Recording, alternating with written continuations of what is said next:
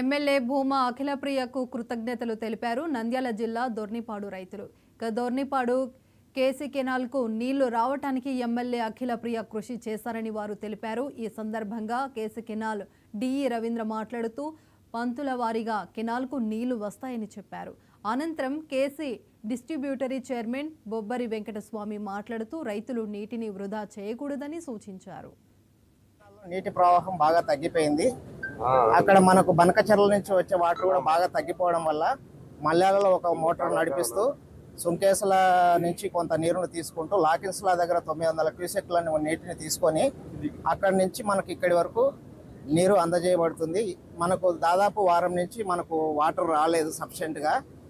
మన గౌరవనీయులు MLA Shri Akhilapriya madam గారు వారి చొరవతో వారు చేసిన కృషితో పై అధికారులతో చర్చించి నీటిని సుంకేసుల నుంచి ఇక్కడి దాకా మనం ఈరోజు నీటిని తీసుకుంటున్నామంటే అది ఎమ్మెల్యే గారి చలవని అని మీ అందరికీ తెలియజేసుకుంటున్నాను. వారికి నా ధన్యవాదాలు తెలియజేసుకుంటున్నాను.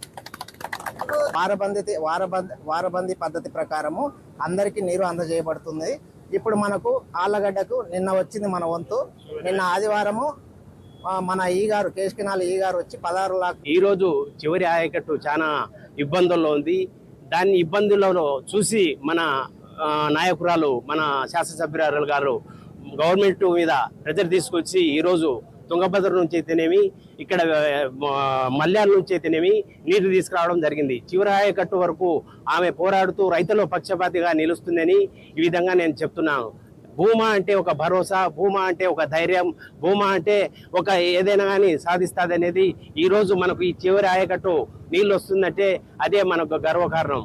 కాబట్టి మనందరం భాగస్వామ్యంతో రైతులు ఏ ఇబ్బంది పడకుండా వచ్చే నీటిని సద్వినియోగం చేసుకొని అధికారులతో టైఅప్ అయి మనమందరం ముందుకు పోవాల్సిన బాధ్యత మనందరి మీద ఉంది. కాబట్టి దయచేసి